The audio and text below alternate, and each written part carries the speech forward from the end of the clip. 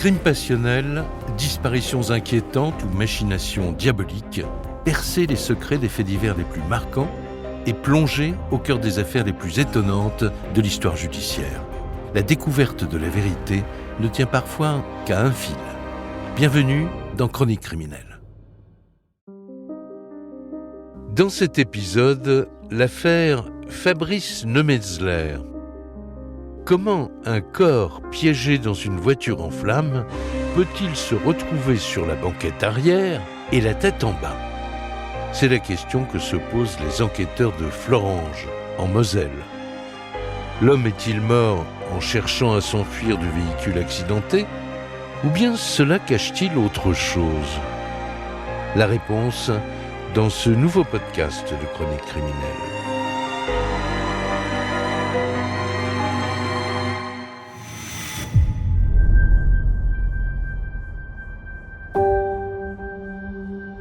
Tout commence dans l'est de la France, à Florenge, une commune d'à peine 12 000 habitants, située à une vingtaine de kilomètres de Metz.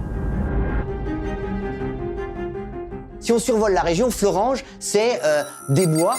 Xavier Bénérouzeau, journaliste spécialiste des faits divers. Des forêts, un peu à perte de vue, et puis des sites industriels. Florenge, elle porte encore dans son décor son passé industriel avec ses hauts fourneaux. Ulysse Gobert, avocat de la défense. Qui sont propres à notre région et à notre département. C'est ici, en Moselle, que Fabrice Nemetzler grandit entouré par sa famille. Son père, sa mère Marie-Christine et ses deux sœurs, dont Laurette. Donc moi je suis l'aînée, ma sœur arrivait en seconde et mon frère était le petit dernier. Laurette, sœur de Fabrice. C'était le petit dernier, donc en vraie position de petit dernier. Mon fiston, je ne vais pas dire autrement. Voilà. Marie-Christine, mère de Fabrice. C'est le fiston à maman. Fabrice passe une enfance heureuse au sein de cette famille aimante. Mais à 12 ans, il affronte une terrible épreuve. Son père décède brutalement.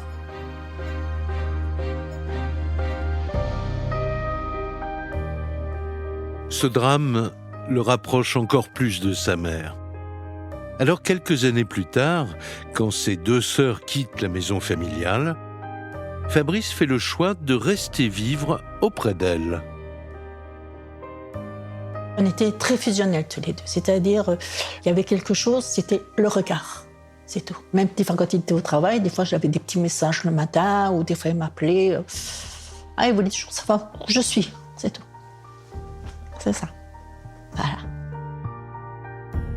Ça a même été compliqué des fois de faire comprendre qu'il serait temps de couper le cordon. Et je pense que ça n'a pas été possible.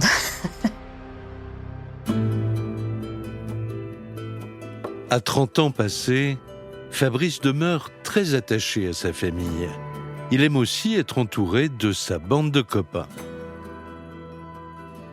L'amitié, c'était très important pour lui. Didier, ami de Fabrice. Quand on était avec lui, ça partait tout le temps en rigolade. C'était bien.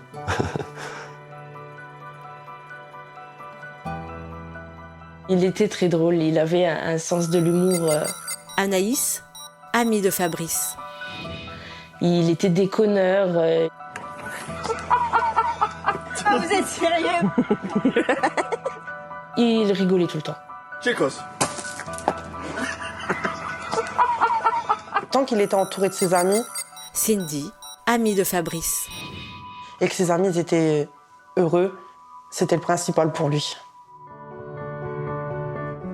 La joie de vivre et la générosité de Fabrice font partout l'unanimité. Parmi ses amis, bien sûr, mais aussi au travail. Il est livreur dans une société de distribution de prospectus. Fabrice, c'était quelqu'un de gentil, mais extrêmement gentil, serviable. Il y avait un pépin ou peu importe, on avait besoin d'aide, c'était la personne à appeler. Audrey, amie de Fabrice. Parce qu'il répondait toujours présent et c'était vraiment de bon cœur. Une personne merveilleuse. Même avec quelqu'un qu'il connaît pas, il va rendre service. Jordan, ami de Fabrice. Fabrice, il était comme ça. Fabrice, on l'appelait, il débarquait. C'était l'ami rêvé. Ainsi s'écoule l'existence de Fabrice Neumetzler, une famille en or et un cercle d'amis très fidèles. Alors qu'il vient de fêter son 31e anniversaire, le jeune homme a tout pour être heureux, jusqu'au 20 novembre 2021.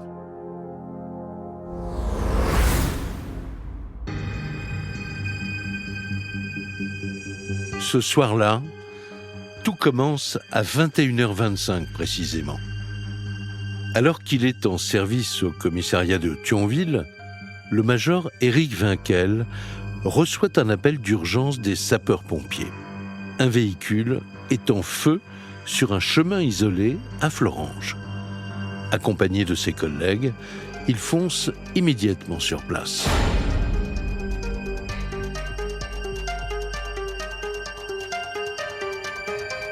Lorsqu'il arrive, l'incendie fait rage. On a un véhicule qui est arrêté sur une voie de circulation. Major Éric Vinquel, police judiciaire de Thionville.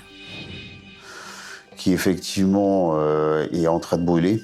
Donc ça dégage beaucoup de fumée, beaucoup de flammes. Une voiture qui brûle, c'est extrêmement spectaculaire.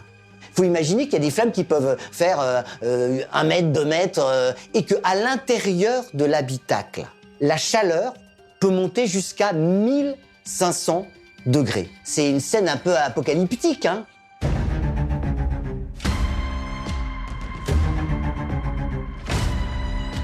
La première des questions, c'est est-ce qu'il y a des occupants dans ce véhicule? Est-ce qu'il y a des victimes? Delphine Velter, journaliste police-justice. Et là, c'est la course contre la montre, parce que s'il y a des occupants, il faut arriver absolument à éteindre cet incendie le plus rapidement possible.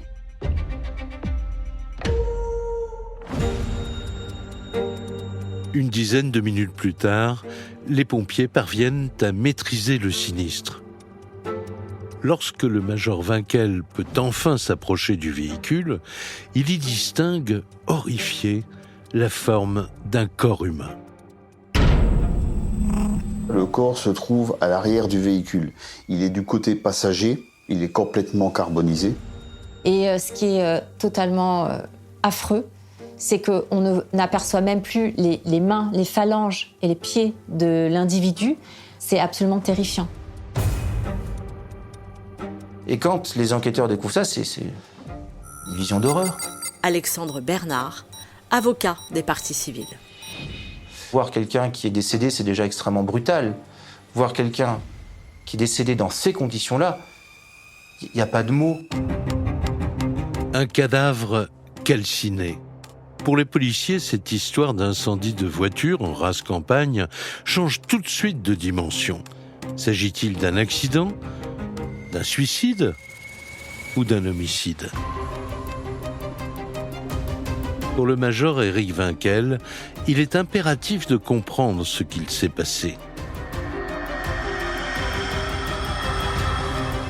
Alors il fait le tour du véhicule à la recherche d'indices.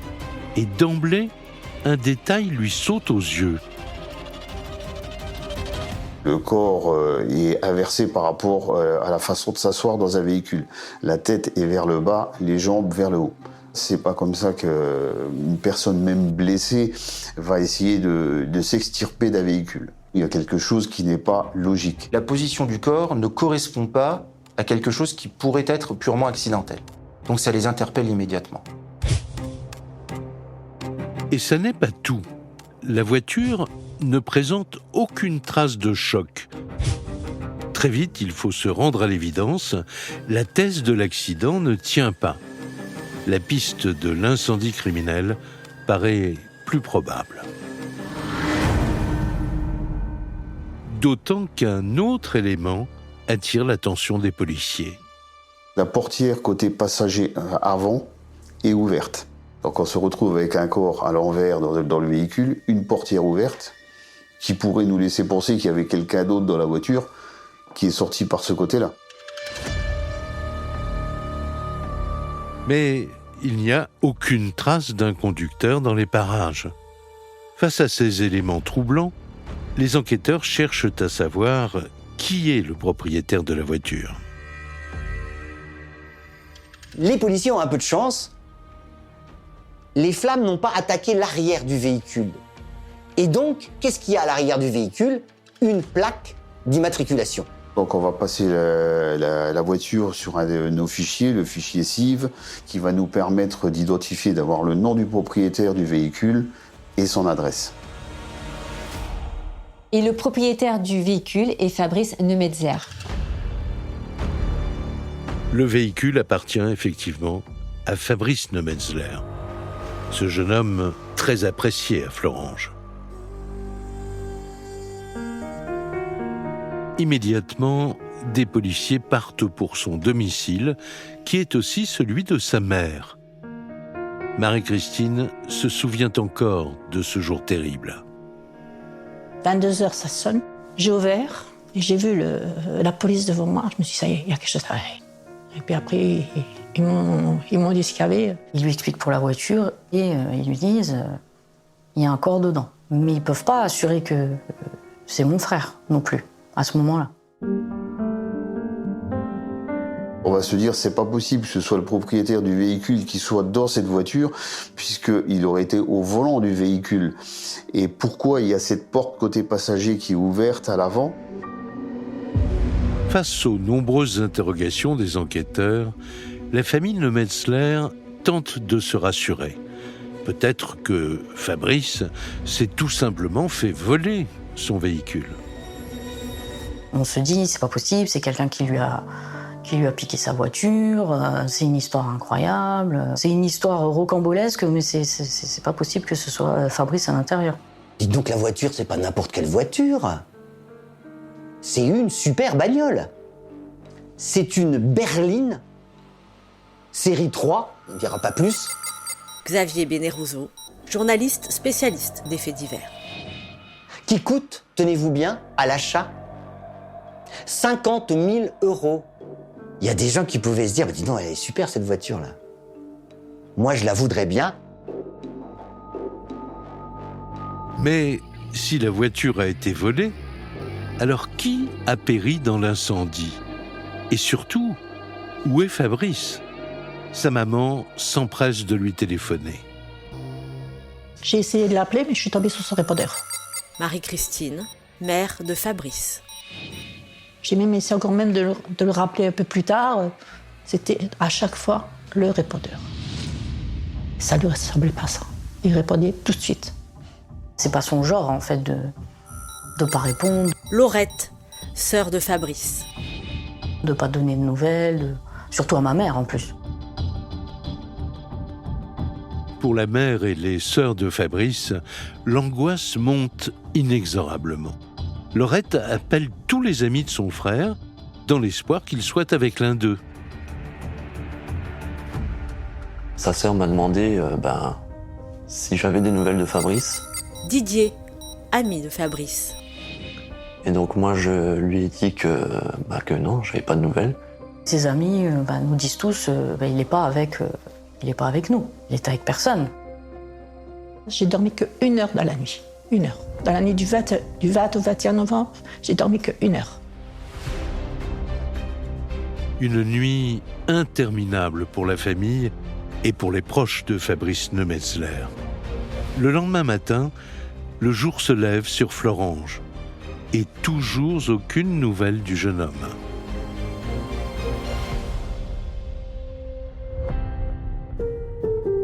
Au même moment, au commissariat de Thionville, les enquêteurs, eux, n'écartent aucune hypothèse.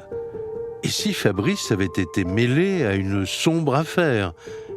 Et s'il avait pris la fuite? Il n'y a plus de son, plus d'image sur Fabrice Nemetzler, et on se dit, mais dites donc, il est peut-être au cœur d'une affaire criminelle, il a peut-être essayé de prendre la poudre d'escampette parce qu'il a tué le passager arrière. M. Nemetzler aurait tué quelqu'un, mis dans la voiture sur un moment de panique et ne sachant que faire, aurait mis lui-même le feu à la voiture et serait parti on ne sait pas où encore.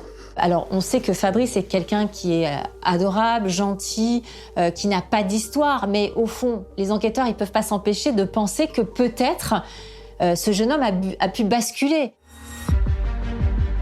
Le résultat est là. Fabrice est introuvable. 12 heures après la découverte de la voiture, avec ce mystérieux cadavre à l'intérieur, les policiers sont dans l'impasse. Dès le départ, les policiers sont face à un véritable casse-tête. Ce dossier, il est pas commun pour eux et ils sont face à un réel mystère. La première interrogation qu'ont à résoudre, les forces de l'ordre, c'est qui est dans la voiture? Parce que dans cette affaire, le cadavre, c'est un point d'interrogation. En fait, cet incendie de voiture, c'est une boîte à questions.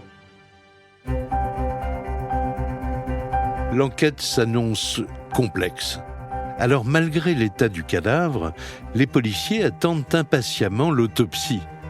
Mais lorsque les conclusions du médecin légiste tombent, les questions se font encore plus nombreuses. La personne a été véritablement passée à tabac. On s'est acharné sur son visage. Il y a ce qu'on appelle un fracas facial, c'est-à-dire que c'est un ensemble de fractures concentrées sur le visage, des traces de coups qu'on peut imaginer portés par un objet contendant. Ce sont justement ces coups sur le crâne qui ont été mortels. Le médecin légiste est formel. La victime, de sexe masculin, était déjà morte lorsque l'incendie a éclaté. Mais pourquoi une telle violence? Et surtout, de qui s'agit-il?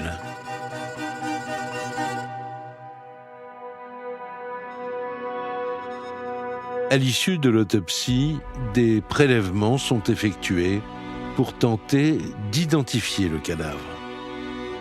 5 jours plus tard, le résultat des expertises génétiques arrive enfin sur le bureau des policiers. Et là, il n'y a plus de doute possible. La réponse est sans appel. La génétique tombe. Il s'agit à 100% de Fabrice Nemetzler. Au terme d'une longue semaine d'incertitude, la nouvelle se répand partout à Florange. Pour les amis de Fabrice, pour sa famille, le choc est terrible. C'est bien Fabrice qui est bien décédé.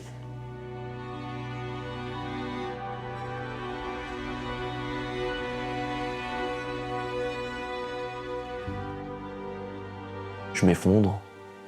Voilà, c'est... Je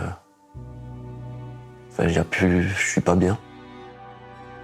Je reverrai plus mon meilleur ami. Je ne m'imagine pas ma vie sans sa présence avec moi, quoi. Comment on va faire? C'était une personne unique. C'était une personne unique. Et forcément, on se demande comment il a vécu ces derniers instants. Et tout ce à quoi on pense est absolument horrible et absolument barbare. Donc c'est très très compliqué.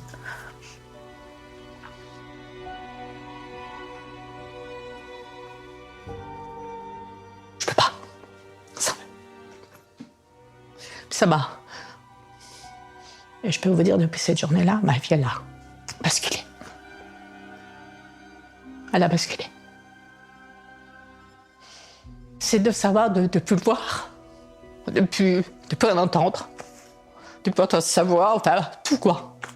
C'est un vide. Désolée. C'est un vide. C'est le vide complet. Ses proches n'en reviennent toujours pas. Que s'est-il passé? Comment ce garçon, adoré de tous, a-t-il pu finir le crâne fracassé, calciné dans sa propre voiture? Qui est-ce qui pourrait en vouloir à Fabrice au point de le battre à mort? Audrey, amie de Fabrice. Parce que finalement, quand on le connaît, on comprend pas. Enfin, pourquoi? Ça, c'est la question qui nous hante, parce que bien sûr, ça nous est absolument incompréhensible. Moi, je connais personne qui ne l'aime pas, en fait. Cindy, amie de Fabrice. Comment on peut avoir un ennemi avec une personne comme Fabrice? 8 jours après le drame, et face à la complexité des investigations, le procureur tranche. Le dossier est confié à la police judiciaire de Metz. Mais pour ces enquêteurs aguerris, le mystère reste total. Alors, ils commencent par interroger l'entourage proche de Fabrice. Avait-il des problèmes avec quelqu'un? Aurait-il pu cacher des choses à sa famille? C'est des méthodes qui sont quand même un peu mafieuses. C'est des méthodes très trafic de drogue, trafic d'armes. Et on se dit, mais c'est pas possible. Dans quoi il a été pris? Qu'est-ce qu'il aurait pu nous cacher? L'histoire en est pleine, hein, des gens qui cachent des choses incroyables et la famille tombe des nues au moment de découvrir la vérité. Donc c'est vrai que sur le moment, on s'imagine des choses. S'agirait-il d'un règlement de compte? La PJ de Metz envisage cette hypothèse. Sauf que d'après les témoins, elle ne tiendrait pas la route. Fabrice, il touchait pas à la drogue, il touchait pas à l'alcool. Fabrice, jamais il a fait des bêtises. Jamais. Jordan, ami de Fabrice. Pourtant, j'étais souvent avec lui et je l'ai jamais vu faire de bêtises. C'était vraiment la personne clean de A à Z. Plus d'une semaine après le meurtre sauvage de Fabrice Neumetzler, c'est le retour à la case départ pour les policiers. La piste du règlement de compte n'a rien donné et les questions sont toujours aussi nombreuses. Alors, qui a tué ce jeune homme de 31 ans à qui nul ne connaissait d'ennemi? Et surtout, pourquoi?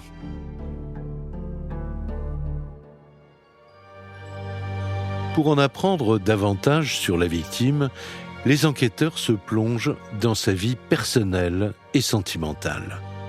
Fabrice est un beau garçon qui a du succès auprès des filles. Et si c'était dans cette direction qu'il fallait chercher? Et les policiers apprennent qu'il s'est récemment mis en couple avec une jeune femme que nous appellerons Anna. Fabrice sort avec une certaine Anna, qui est une fille du coin. Elle vit dans les environs, c'est une collègue de travail de Fabrice. Delphine Velter, journaliste police-justice. Elle a 1 an de plus que lui, et donc au sein de leur entreprise a commencé à naître une histoire d'amour. Mon frère m'avait pas parlé de cette relation parce qu'elle était assez récente. Laurette, sœur de Fabrice. Au moment de son décès, ça devait faire peut-être 1 mois qu'ils sortaient ensemble, et c'est tout. Cette fameuse Anna, personne la connaissait. On avait juste un couple d'amis, je crois qu'ils l'avaient vue 1 ou 2 fois. Ils étaient venus à mon anniversaire. Tout s'était bien passé. Elle en avait l'air amoureuse. Moins de 2 mois avant sa mort, Fabrice s'est mis en couple avec cette Anna. Forcément, les policiers veulent en savoir plus sur elle.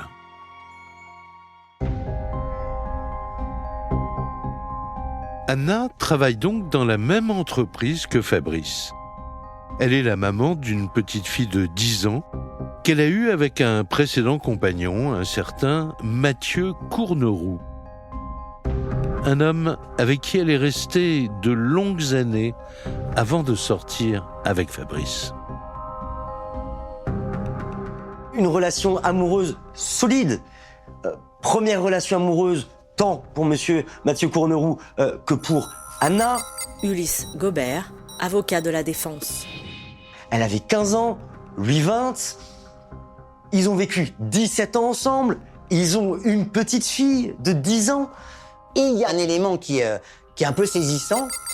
Xavier Bénérouzeau, journaliste spécialiste des faits divers. C'est que Anna, hop, elle jette aux oubliettes son histoire de 17 ans et 15 jours après, elle est avec un nouveau garçon, Fabrice Nemetzler. Cette rupture, peu de temps avant l'arrivée de monsieur Fabrice Nemetzler dans la vie d'Anna, c'est une piste intéressante à explorer.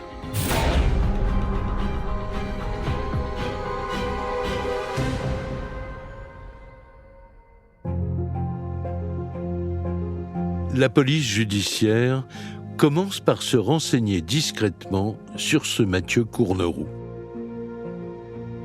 Jeune homme de 37 ans, inconnu des services de police et de justice, ouvrier dans le bâtiment, c'est un travailleur, un bosseur, quelqu'un qui se donne à la tâche. Il est très apprécié, sans histoire, rien qui laisse présager quelque chose chez lui d'inquiétant. Pour les policiers, Mathieu n'a pas franchement le profil d'un meurtrier. Mais lorsque la famille apprend l'existence de cet ex, elle décide de mener sa propre enquête, en particulier sur les réseaux sociaux. Moi, je tape dans Facebook Mathieu Courneroux. Et je regarde son profil où les photos sont en public, en fait. Donc j'ai accès à tout. Sur les photos, on voit que quand même il est grand. On voit qu'il est très fort, qu'il est très musclé, pectoraux bien gonflés. Et d'ailleurs, dans le village, tout le monde le surnomme Picouse parce qu'il aurait tendance à se doper pour développer sa musculature. Pendant que la police continue ses investigations, la famille et les amis de Fabrice décortiquent les réseaux sociaux. Et alors qu'il parcourt le profil Facebook de Mathieu Courneroux, il tombe sur une photo de lui, torse nu, qui fait tilt. Et en fait, là, boum. Pourquoi boum? Parce que Mathieu, il s'est fait tatouer Anna. Le prénom de Anna tatoué côté gauche, donc le côté du cœur. Ça veut dire, suivant l'expression consacrée et sans jeu de mots, Anna, je l'ai dans la peau. Mais il faut savoir, il est avec Anna ou il est plus avec Anna? Car un détail important n'a pas échappé à l'entourage de Fabrice. C'est la date très récente de la publication de ce cliché. Ce tatouage, il a été fait et posté sur les réseaux sociaux alors que Mathieu n'était plus avec Anna. À cette époque-là, il y a la date du post. À cette époque-là, elle est en couple avec Fabrice. Et ça, c'est un point un peu saisissant.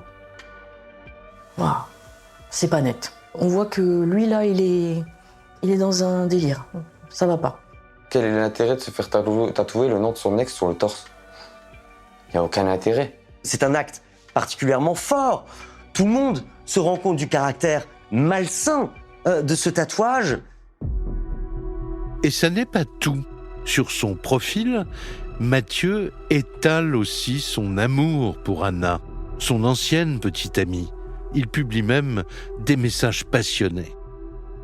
Les dernières publications sur son Facebook, c'est vraiment centré sur ça, sur je me fais un tatouage, elle me manque, je veux la récupérer absolument. Et je veux la récupérer avant Noël. Et en fait, ce qui interpelle, c'est que Fabrice, on le retrouve mort le 20 novembre. Donc, un mois avant Noël. Pour les proches de Fabrice, ces quelques mots si lourds de sens n'ont pas pu être écrits au hasard. Mathieu Courneroux serait-il de près ou de loin lié à la mort de Fabrice? On se dit, c'est peut-être lui, là c'est vraiment peut-être lui, quoi. Fab, il fréquentait cette Anna, lui qui essaye de récupérer cette Anna, je crois qu'il n'y a pas besoin de chercher plus loin. Tous nos doutes et nos suspicions se tournent vers lui. C'est à ce moment-là que Mathieu Courneroux apparaît dans l'échiquier. Pour la première fois depuis le début de l'enquête, ils ont quelqu'un qui aurait un mobile, qui aurait une rancœur vis-à-vis de Fabrice Nemetzler. Forte de ces découvertes, la famille Nemetzler décide d'alerter les policiers. Mathieu aurait-il pu tuer Fabrice par rivalité amoureuse? Est-ce que on se trouve pas en présence de ce qu'on appelle un triangle amoureux? C'est ce que c'est qu'un triangle amoureux? C'est le mari, l'amant et la femme. On a un potentiel suspect à ce moment-là. Et ma sœur va ramener tout ça à la police, en fait. Elle a ramené tous les messages, toutes les photos. Ce sont les proches qui mènent l'enquête, qui essaient d'aider les enquêteurs en disant « Tiens, vous devriez regarder ça, vous devriez regarder la liaison entre Mathieu et Anna. » Devant ces éléments troublants, les enquêteurs décident d'agir. Alors, le 7 décembre 2021, plus de 2 semaines après le crime, Mathieu et Anna sont convoqués à la PJ de Metz comme simples témoins. La première à être auditionnée, c'est Anna. Et tout de suite, les policiers lui font part de leurs interrogations sur Mathieu, son ex-compagnon. Anna va dire mais pas du tout. La rupture s'est bien passée. Je ne vois pas du tout mon ex-compagnon faire du mal à Fabrice. C'est pas le genre. Elle dit c'est pas possible. Votre histoire, ça tient pas. Ce que vous me racontez là, Mathieu impliqué dans la disparition de Fabrice, c'est des racontards, c'est des ragots, c'est pas vrai. Anna est catégorique. Selon elle, Mathieu ne peut en aucun cas être le meurtrier. Et surtout, elle lâche une information cruciale. Anna va dire aux enquêteurs, mais à l'heure où Fabrice a été tué, Mathieu était avec moi. Mathieu Courneroux était à son domicile pour passer voir leur fille et s'occuper d'elle. Et donc, il peut pas être à la fois chez moi et en train de tuer Fabrice. Il y a un problème. Anna vient tout simplement de fournir un alibi à Mathieu. La piste du crime passionnel serait-elle en train de vaciller? D'autant que dans le bureau d'à côté, Mathieu se montre aussi des plus convaincants. Il dit devant la police, j'ai pas de mobile. Ah, vous croyez que je suis le méchant bonhomme qui arrive pas à gérer la fin de son histoire d'amour? C'est pas ça du tout. J'ai des petites copines, moi. Mathieu Courneroux relate qu'il en profite même de cette rupture après 17 ans de couple pour avoir, lui aussi, une vie de nouveau célibataire. En somme, il n'aurait aucune raison de commettre ce crime. Et Mathieu Courneroux va plus loin encore. Il affirme qu'il n'avait strictement aucune raison de tuer Fabrice, car en fait, c'est lui qui avait quitté Anna, et pas l'inverse. Il va raconter devant les enquêteurs que, en fait, la rupture, c'est lui l'origine de la rupture. Pourquoi j'essaierais en quelque sorte de la récupérer? Parce que c'est moi qui étais infidèle vis-à-vis d'Anna, si vous voulez. Je n'ai pas envie de revenir dans une relation que j'ai fait mourir moi-même. Un solide alibi et maintenant le mobile qui s'effondre. Les versions d'Anna et de Mathieu concordent. Rien ne permet de mettre en doute leurs déclarations. Ils ressortent donc libres de leurs auditions. De leur côté, les proches de Fabrice ont du mal à accepter la nouvelle. Pour moi, clairement, ils étaient impliqués. Audrey, amie de Fabrice.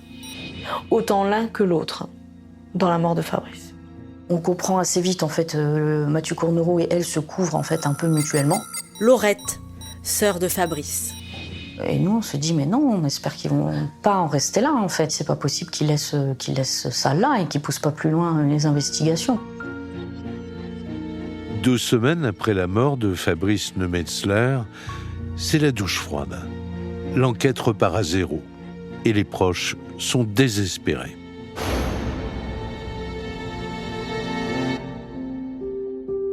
Les jours puis les semaines passent sans avancée significative dans le dossier.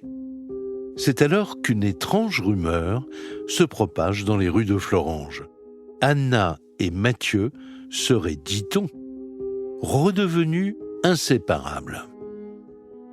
Il va y avoir un certain nombre de gens qui vont dire on les a vus ensemble, au bowling. Xavier Bénérouzeau, journaliste spécialiste des faits divers. On les a vus ensemble dans la ville. On les a vus ensemble, la main dans la main, au supermarché. Ça fait jaser. Ulysse Gobert, avocat de la défense. On n'est que très peu de temps après le décès du compagnon d'Anna, Fabrice Lemesler. Et le pire, ça a été pour ma maman. C'était la semaine avant Noël. Ma maman va faire ses courses et elle va à la caisse. Et devant elle, dans la file, il y a Mathieu Courneroux et Anna. Ensemble. Et ma mère est juste derrière. Pour Marie-Christine, dévastée par le chagrin, c'en est trop. Car elle est persuadée qu'ils ne sont pas étrangers à la mort de son fils. Je suis restée choquée de les voir comme ça. Marie-Christine, mère de Fabrice. Puis tranquille, puis ça discutait tranquillement, ça rigolait. Je sais que c'est toi qui as fait ça à mon fils, et puis tu te balades comme ça avec ta copine, quoi. Voilà. Et puis là, après, je suis partie. Donc, je regarde ça, plus en me disant, mais...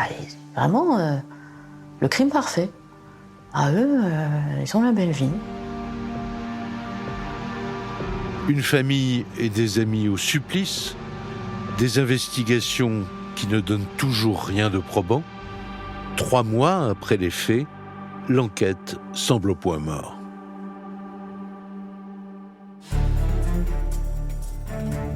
Pourtant, dans le plus grand secret, les policiers n'ont pas complètement abandonné la piste d'Anna et de Mathieu.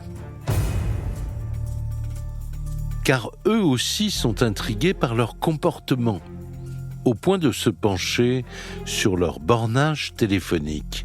Et là, c'est le coup de théâtre.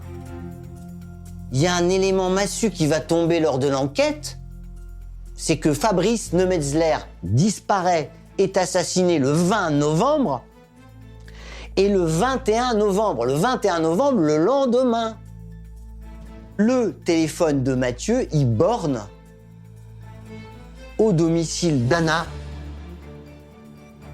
Et le problème, c'est que cette géolocalisation fait apparaître que Mathieu Courneroux a rendu cette visite de manière nocturne. Il a passé toute la nuit aux côtés d'Anna.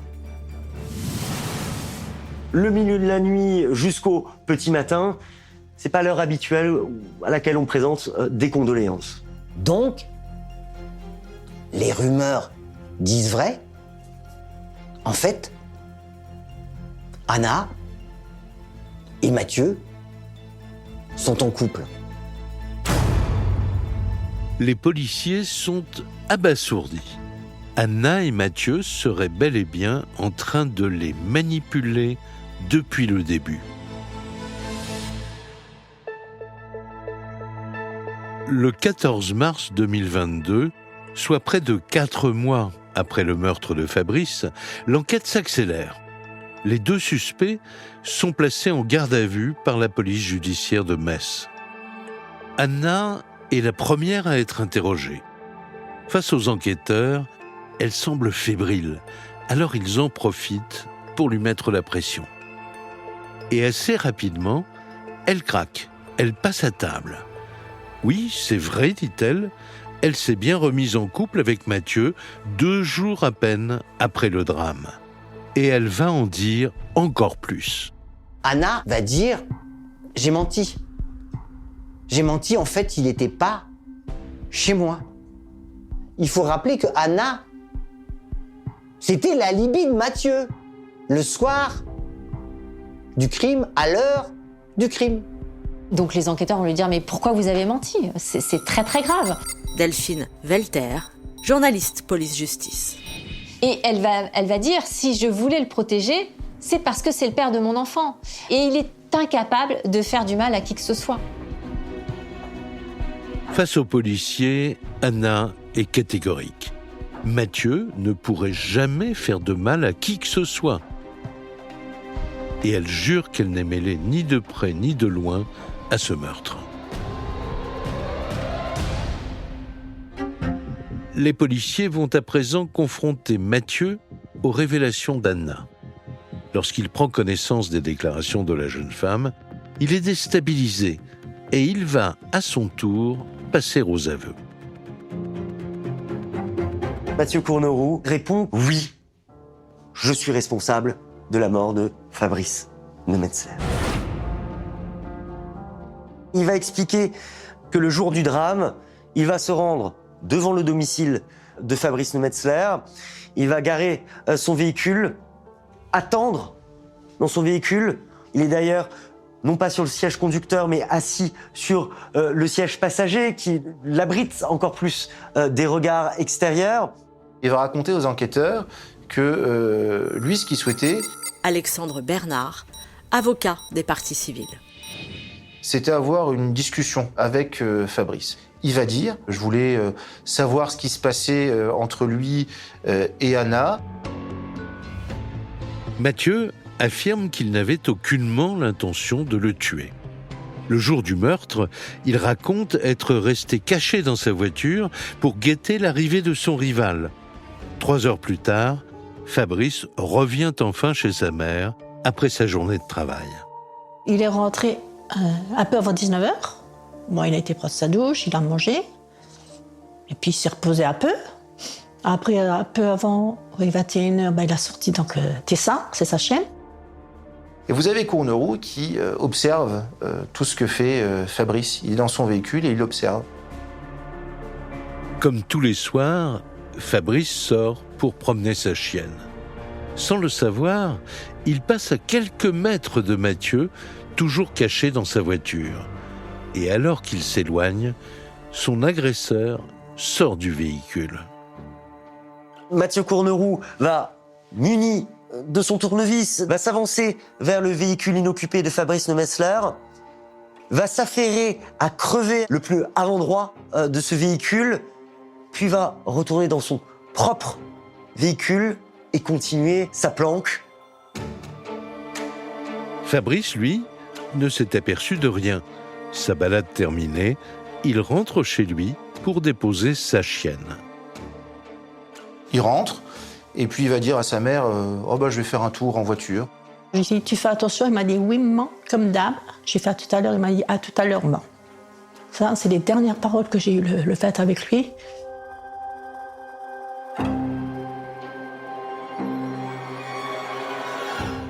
Mathieu Courneroux constate que Fabrice Neumetzler ressort de chez lui, va aller prendre son véhicule, va mettre le contact, va démarrer, et Mathieu Courneroux va démarrer à sa suite, le prendre en filature. Alors, ils vont pas faire des centaines de kilomètres, il va se passer 1 kilomètre. Fabrice se rend compte évidemment qu'il a un de ses pneus crevés, il va s'arrêter. Mathieu le dépasse, puis il s'arrête à son tour un peu plus loin. Il descend de son véhicule et rejoint son rival. Lorsqu'il arrive à sa hauteur, Fabrice est accroupi, occupé à examiner son pneu crevé.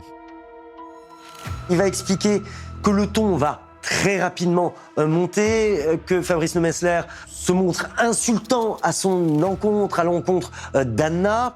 Et là, il va y avoir une altercation entre les deux hommes, raconte Mathieu, et Fabrice va sortir un pied de biche.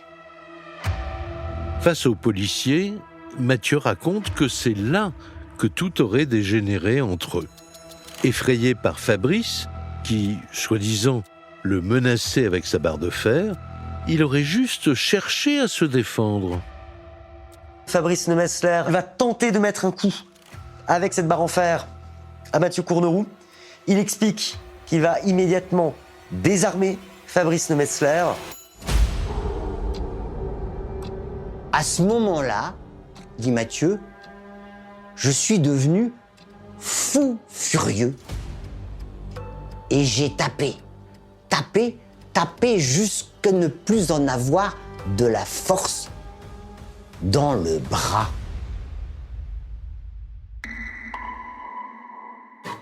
Fabrice est mort, le crâne fracassé à coups de barre de fer. Mathieu continue son effroyable récit. Il lui faut à présent se débarrasser du corps. Mathieu Courneroux va porter le corps de Fabrice Neumetzler dans le véhicule de Fabrice Neumetzler, va l'installer à l'arrière, va se mettre au volant du véhicule et va rouler. Il va rouler comme ça 2 kilomètres et à l'abri des regards, il va se mettre sur le bas-côté et il va décider de mettre le feu au véhicule. Mathieu Courneroux va reprendre son véhicule et repartir. Un crime d'une sauvagerie inouïe. Et ce corps qui se consume dans la voiture. Pour les proches de Fabrice, pour sa maman, des images difficiles à imaginer. Fabrice a eu des coups violents derrière la tête. Anaïs, amie de Fabrice. Les os de la face complètement broyés. C'est de l'acharnement pur et dur. Comme il s'est acharné sur mon fils, pour moi, c'est un acte, on pourrait dire, de barbarie pour moi. Il s'est acharné. C'est inhumain. Cindy, amie de Fabrice. C'est inhumain, je trouve. De penser à le brûler. Il n'a même pas de respect pour la dépouille de mon frère, en fait. Laurette, sœur de Fabrice. Profaner un cadavre. C'est ce qu'il a fait. Devant les policiers, Mathieu le jure, il a tué Fabrice en état de légitime défense. Mais les enquêteurs ne croient pas à cette version des faits, car ils ont récupéré des images de vidéosurveillance situées non loin de la scène de crime. Et ce qu'elles révèlent n'a rien à voir avec les déclarations de Mathieu. Fabrice, il a simplement été voir son pneu, qu'est-ce qu'il avait. Didier, ami de Fabrice. Et puis c'est là que les choses sont arrivées. Il a été le frappé par surprise et puis voilà. Ce qui se passe, c'est que Mathieu Courneroux est arrivé et a frappé à mort Fabrice Neumetzler, qui n'a pas eu de temps de discussion. La vidéosurveillance est accablante, car sur les images, on voit que l'agression dure à peine 27 secondes, un laps de temps trop court pour valider le scénario de Mathieu. Et ce ne sont pas les seules incohérences relevées par les policiers dans son récit. Leur suspect affirme qu'il voulait simplement discuter, mais ses agissements prouvent le contraire. Pourquoi il lui a pas parlé le soir du crime quand il promenait son chien? Il se met en plus bien du côté passager de la voiture pour pas se faire voir. Et puis surtout, pourquoi lui avoir crevé un pneu? Xavier Bénérouzeau, journaliste spécialiste des faits divers. Si vous voulez discuter avec le nouveau compagnon de votre ex-copine, vous lui crevez pas les pneus. C'était pas une conversation qu'il voulait avoir avec lui. Il voulait, ce qu'il a réussi à obtenir, il voulait tuer Fabrice Neumetzler. Pour les policiers, le mobile est son obsession amoureuse pour Anna. Une obsession confirmée par ses proches quand ils sont auditionnés à leur tour. D'après l'entourage du suspect, Mathieu était devenu fou de jalousie. C'est quelqu'un qui espionne Anna et Fabrice. Mais quand je vous dis qu'il espionne, il faut bien écouter, parce que là, on a un peu les cheveux qui se dressent sur la tête. Mathieu, il dormait dans le garage d'Anna, son ex, en cachette de son ex. La rupture étant récente, Ulysse Gobert, avocat de la défense. Mathieu Courneroux avait encore les clés du domicile d'Anna. Et Mathieu Courneroux va l'expliquer à ses proches. Il ressent le besoin absolu d'être proche d'Anna. Elle ne sait évidemment pas que, alors qu'elle dort, alors qu'elle vit sa vie, eh bien, juste en dessous, quelques mètres plus bas, dans la pièce du garage, son ex est présent.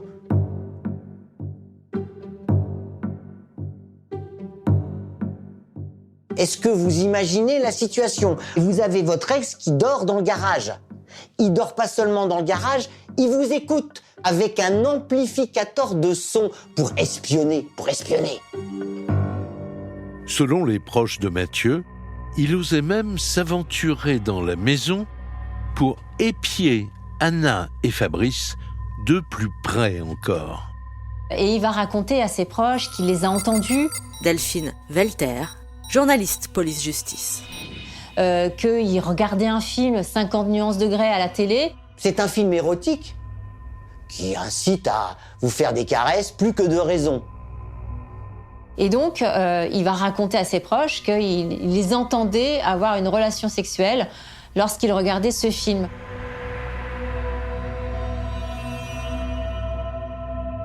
Il entend la femme dont il est éperdument amoureux, en plein nez bas, femme dont il vient de s'inscrire de manière indélébile le prénom dans la peau. Ça le fait complètement vriller parce que ça se passe le jeudi et mon frère est tué le samedi. Donc c'est 2 jours avant. Les proches de Mathieu expliquent aux policiers que, dévoré par la jalousie, il déraille complètement. Une passion malsaine qui va se transformer en furie criminelle au point de massacrer en pleine nuit son rival. Et à partir de là, il n'a plus qu'une idée en tête, c'est d'éliminer mon frère. Puisque c'est ce qu'il fera le lendemain. Il veut le supprimer totalement de la surface de la Terre. Alexandre Bernard, avocat des parties civiles.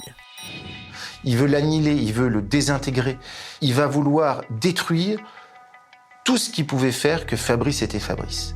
On parle d'un ouvrier dans le bâtiment qui n'a jamais fait parler de lui, d'un individu lambda qui est capable de mettre au point un plan criminel d'un machiavélisme presque absolu. Mathieu Courneroux a avoué avoir tué Fabrice Nemesler. Mais les policiers n'ont pas totalement bouclé leur dossier. Il leur faut maintenant déterminer quel rôle exact Anna a pu jouer dans cette sordide affaire. Là, les enquêteurs vont lui demander si Anna était au courant et si elle a pu aider à commettre le meurtre. Et là, Mathieu va être catégorique. Non, Anna n'a rien à voir avec cette histoire, elle n'était au courant de rien. Mathieu est formel. Anna n'a rien à voir avec la mort de Fabrice. En revanche, elle savait, dit-il, que c'était lui le meurtrier.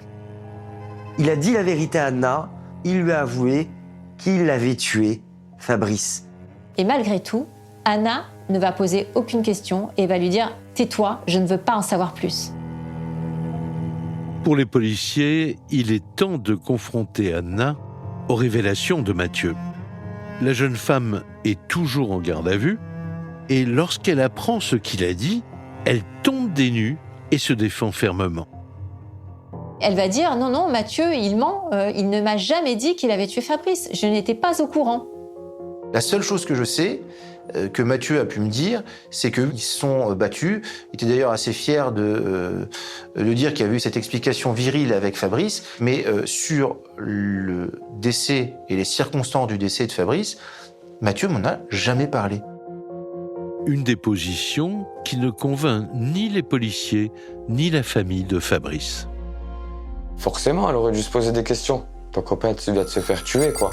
Jordan, ami de Fabrice. Je pense que n'importe quelle femme se serait posé la question si c'est pas lui qui aurait tué son nouveau copain. C'est connu, on en a vu. Je pense pas qu'elle n'était pas au courant de ce qui s'était passé. C'est pas possible. Sinon, pourquoi lui donner un alibi? Pourquoi mentir?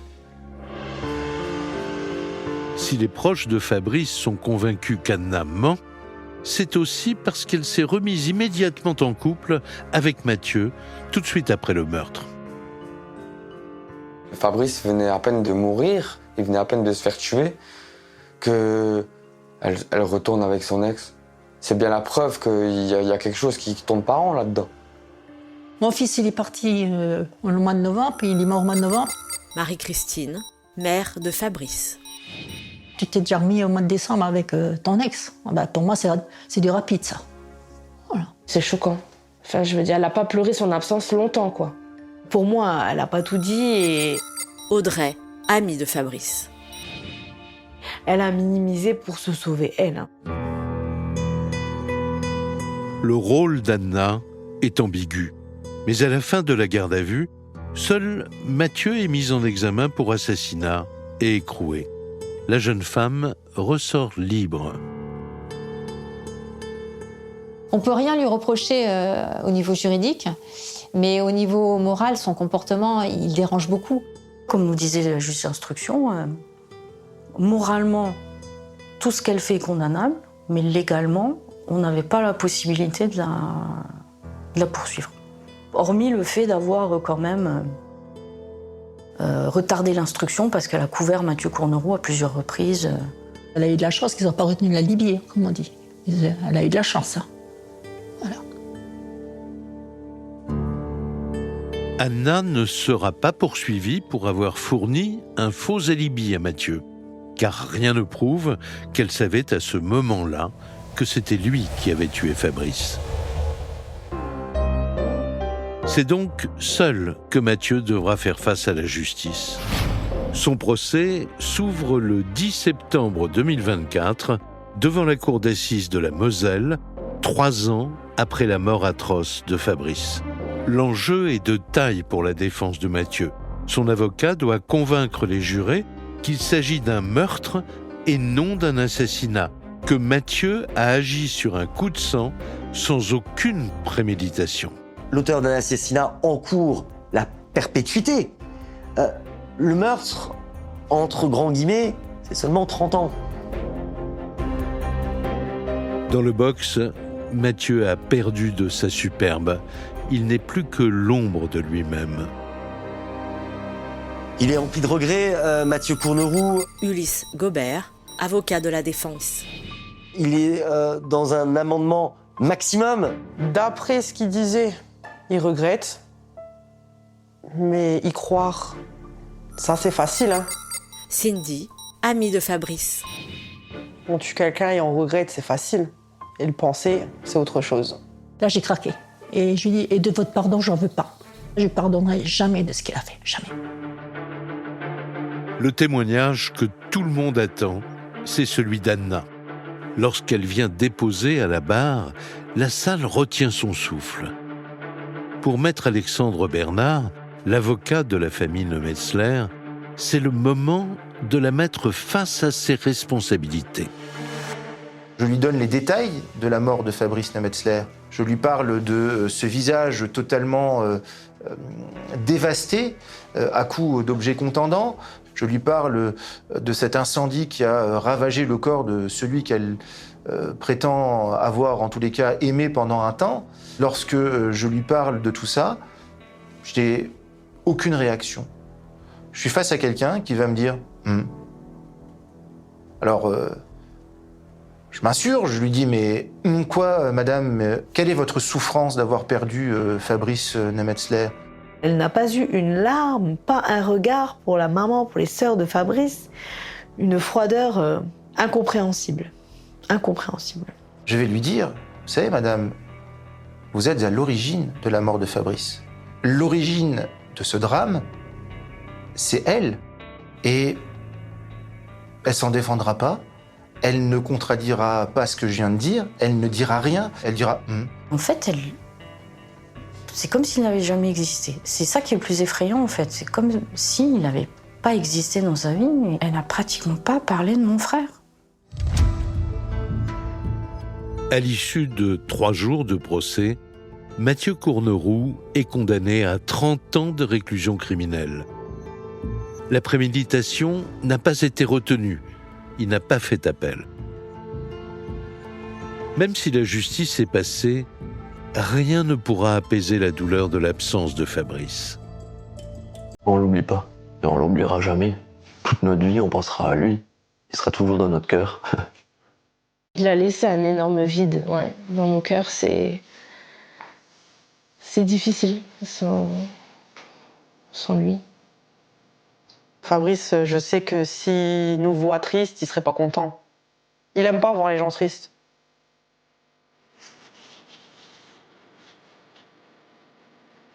Sa mère, elle doit vivre toute sa vie maintenant sans son fils. Je préfère même pas imaginer, quoi. Il a enlevé la chair de ma chair. C'est ce que je dis toujours, je voulais un fils, je l'ai eu, il me l'a enlevé. Ce qui me fait tenir, c'est mes 2 filles, mes petits-enfants. C'est ce qui me fait tenir. Mais il me manque. Pour nous, la reconstruction, elle commence vraiment maintenant. Parce que ces 3 dernières années, ça a été un combat, en fait, pour représenter notre frère et pour lui rendre justice. Et je sais que pour nous, il aurait fait pareil.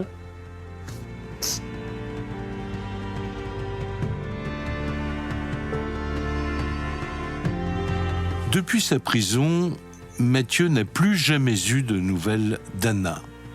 Elle a refait sa vie avec un autre homme.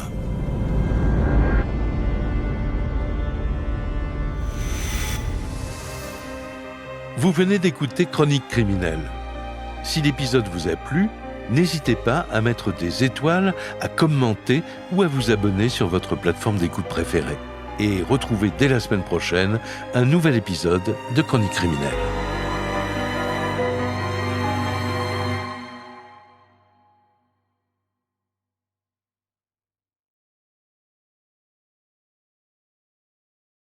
La nuit tombait sur Florange, une commune de Moselle dont le passé industriel se dessinait encore à travers les silhouettes massives des hauts fourneaux.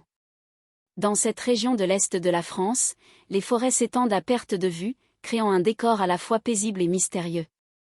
Pour les 12 000 habitants de cette petite ville située à 20 km de Metz, la vie s'écoulait habituellement sans grand tumulte.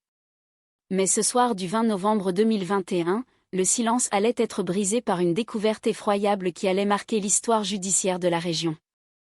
Tout commence précisément à 21h25.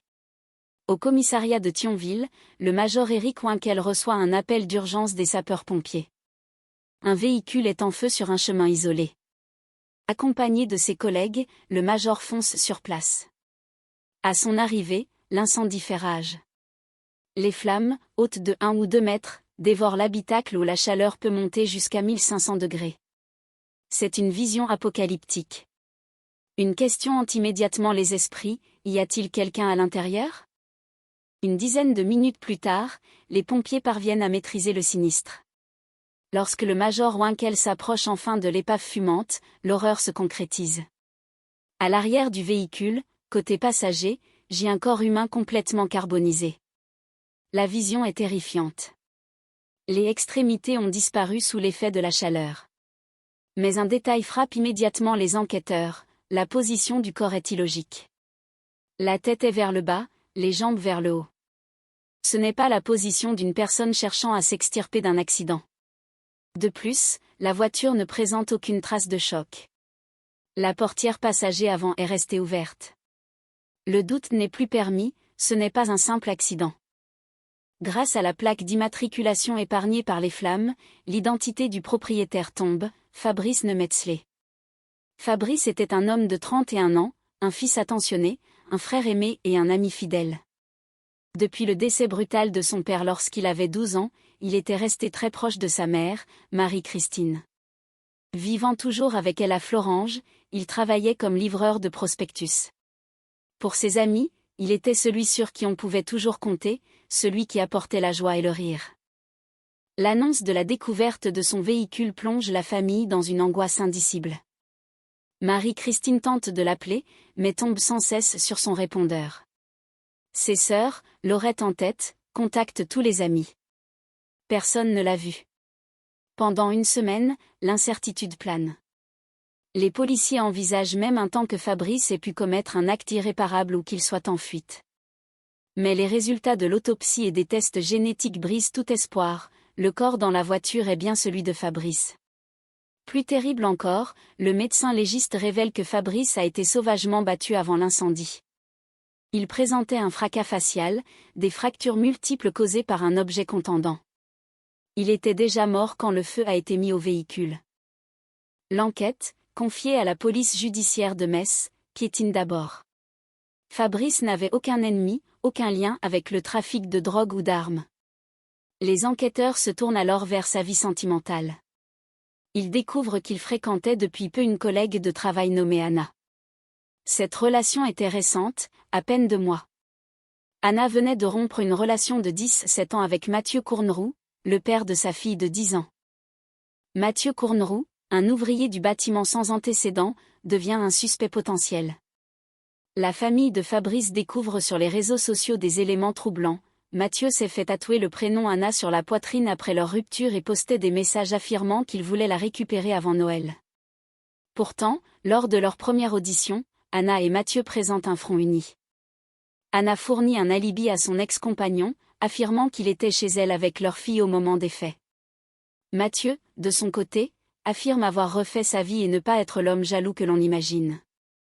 Cependant, une rumeur enfle à Florange. Anna et Mathieu sont vus ensemble, main dans la main, au supermarché ou au bowling, peu de temps après le meurtre.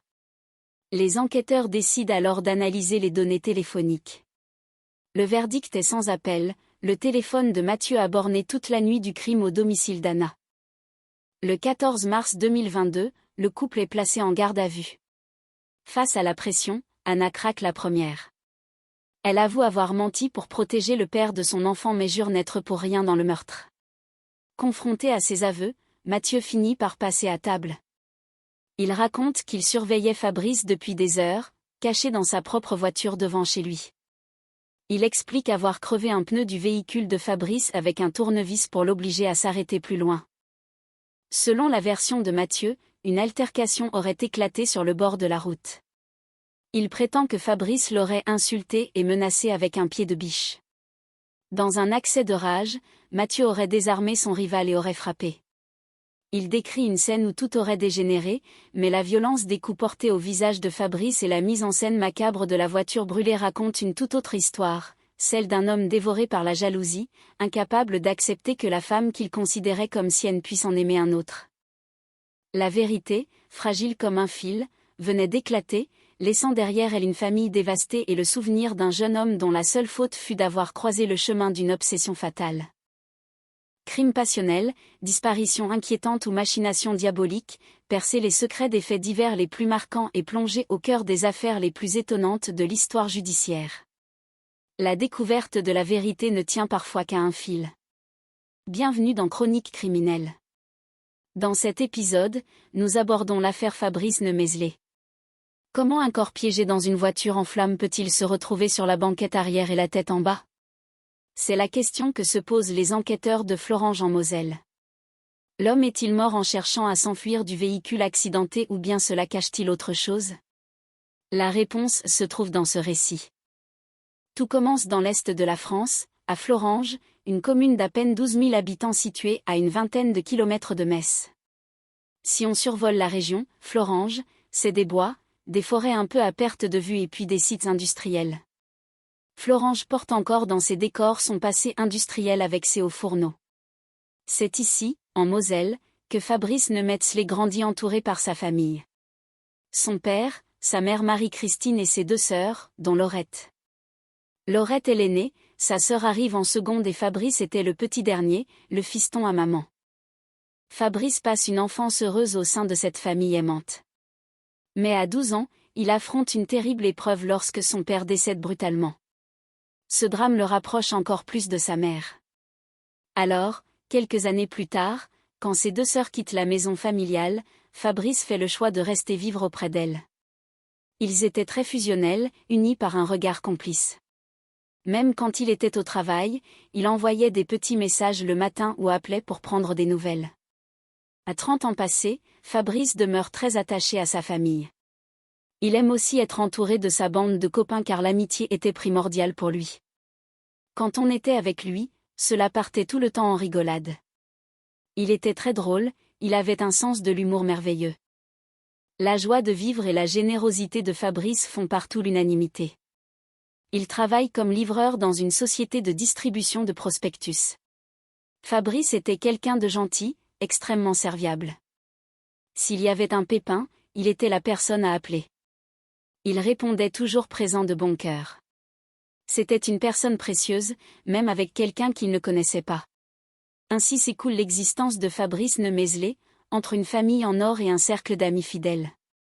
Alors qu'il vient de fêter son 31e anniversaire, le jeune homme a tout pour être heureux. Jusqu'au 20 novembre 2021. Ce soir-là, tout commence à 21h25 précisément.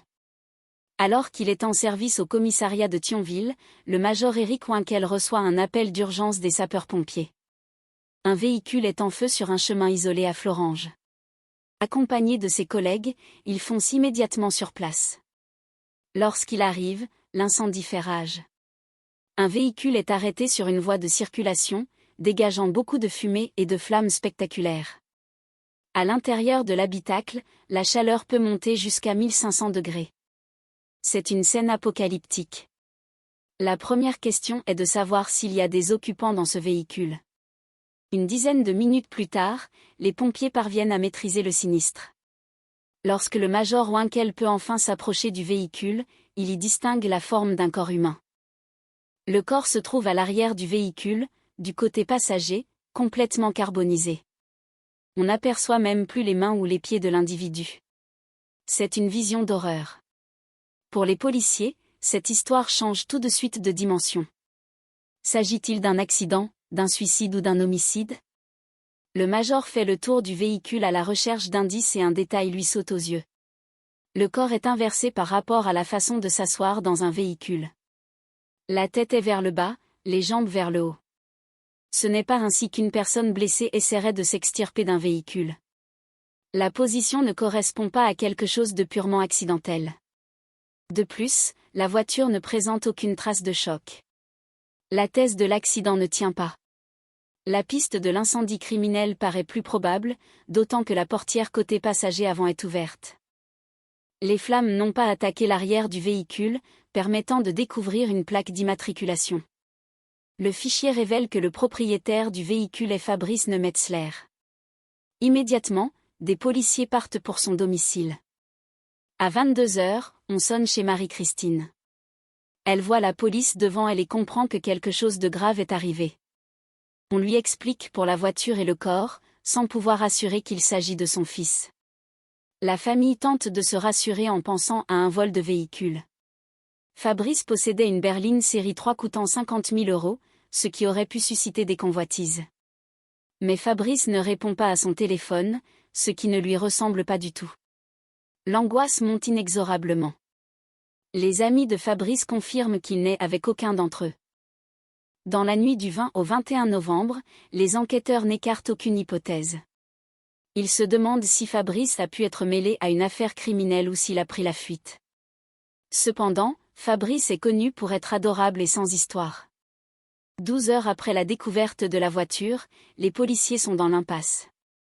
L'autopsie révèle que la personne a été véritablement passée à tabac avec un acharnement sur le visage. Des traces de coups portés par un objet contendant ont été mortelles. La victime était déjà morte lorsque l'incendie a éclaté. 5 jours plus tard, les expertises génétiques confirment qu'il s'agit bien de Fabrice Nemézlet à 100%. Le choc est terrible pour ses proches qui se demandent comment ce garçon adoré a pu finir ainsi. Le dossier est confié à la police judiciaire de Metz. Les enquêteurs s'intéressent à la vie sentimentale de Fabrice. Il s'était récemment mis en couple avec une jeune femme nommée Anna, une collègue de travail. Cette relation était récente, environ 1 mois. Anna est la maman d'une petite fille de 10 ans qu'elle a eue avec Mathieu Courneroux. Ils étaient restés 17 ans ensemble avant qu'elle ne commence sa relation avec Fabrice. Mathieu Courneroux, 37 ans, est un ouvrier du bâtiment sans antécédent judiciaire, surnommé Picouze en raison de sa musculature développée. Sur les réseaux sociaux, Mathieu affiche son obsession pour Anna. Il s'est fait tatouer son prénom sur le torse alors qu'ils n'étaient plus ensemble. Ses publications expriment son désir de la récupérer absolument avant Noël. Fabrice est retrouvé mort le 20 novembre, soit 1 mois avant cette échéance. Pour les proches, Mathieu est le suspect idéal. Le 7 décembre 2021, Mathieu et Anna sont convoqués. Anna fournit un alibi à Mathieu, affirmant qu'il était chez elle pour voir leur fille au moment du crime. Mathieu prétend également n'avoir aucun mobile car c'est lui qui aurait quitté Anna. Cependant, une rumeur circule, Anna et Mathieu seraient redevenus inséparables, vus ensemble au bowling ou au supermarché. Les policiers découvrent par le bornage téléphonique que Mathieu a passé la nuit du 21 novembre au domicile d'Anna. Le 14 mars 2022, ils sont placés en garde à vue. Anna finit par craquer et avoue avoir menti pour protéger le père de son enfant. Mathieu passe alors aux aveux. Il explique qu'il s'était rendu devant le domicile de Fabrice pour l'observer. Il avait crevé un pneu de la voiture de Fabrice avec un tournevis puis l'avait pris en filature. Lorsque Fabrice s'était arrêté pour examiner son pneu crevé, une altercation avait éclaté. Mathieu prétend que Fabrice l'avait menacé avec un pied de biche et qu'il avait agi en état de légitime défense. L'histoire de Fabrice Nemézelé reste celle d'un homme dont la bonté a marqué tous ceux qui l'ont connu. Malgré la fin tragique et mystérieuse, le souvenir de sa joie de vivre, de ses plaisanteries et de son dévouement envers sa famille demeure intact dans le cœur des habitants de Florenge. Cette affaire rappelle que derrière le calme des paysages industriels et des forêts de Moselle, les passions humaines peuvent parfois mener à des actes incompréhensibles. La quête de vérité, bien que longue et douloureuse, a permis de mettre en lumière les mécanismes d'une tragédie que personne n'aurait pu prédire pour ce jeune homme au sourire si communicatif. Le silence de la nuit mosellane ne laissait en rien présager le drame qui se nouait dans l'ombre des Hauts-Fourneaux. Bienvenue dans cet humble récit de vérité, une plongée au cœur de l'affaire Fabrice Nemézelé, où la lumière finit toujours par percer les ténèbres les plus denses. Tout commence à Florenge, une commune de Moselle comptant environ 12 000 habitants, nichée à une vingtaine de kilomètres de Metz. C'est une terre de contrastes, faite de forêts profondes qui s'étendent à perte de vue et de sites industriels majestueux, témoins d'un passé ouvrier héroïque. C'est ici que Fabrice a grandi, entouré de l'amour inconditionnel de sa mère, Marie-Christine, et de ses deux sœurs. Benjamin de la fratrie, il était le rayon de soleil de la maison, le fiston chéri. Malgré la perte brutale de son père alors qu'il n'avait que 12 ans, Fabrice était resté un homme d'une bonté rare, profondément attaché aux siens. À 31 ans, il vivait toujours auprès de sa mère, cultivant un lien fusionnel que seul un regard suffisait à exprimer. Ses amis, Didier, Anaïs, Cindy, Jordan et tant d'autres, décrivent tous un jeune homme au cœur d'or, toujours prêt à rendre service, maniant l'humour avec une légèreté contagieuse. Professionnellement, il s'épanouissait comme livreur de prospectus, une tâche qu'il accomplissait avec une rigueur exemplaire. Rien, absolument rien dans sa vie simple et honnête, ne laissait imaginer la fin tragique qui l'attendait. Le 20 novembre 2021, à 21h25 précise, l'horreur frappe à la porte de la réalité. Le major Éric Winkel, en service au commissariat de Thionville, reçoit un appel d'urgence. Un véhicule est en proie aux flammes sur un chemin isolé de Florenge. Sur place, le spectacle est apocalyptique. Les flammes s'élèvent à 1 ou 2 mètres de hauteur, dégageant une chaleur pouvant atteindre 1500 degrés. Une fois l'incendie maîtrisé par les sapeurs-pompiers, la découverte est terrifiante. Un corps calciné gît à l'arrière d'une berline série 3, dans une position qui défie toute logique accidentelle, la tête vers le bas, les jambes vers le haut. L'absence de traces de choc sur la carrosserie et la portière passager avant restée ouverte oriente immédiatement les enquêteurs vers la piste criminelle. Grâce à la plaque d'immatriculation épargnée par le feu, le nom du propriétaire tombe, Fabrice Nemézelé.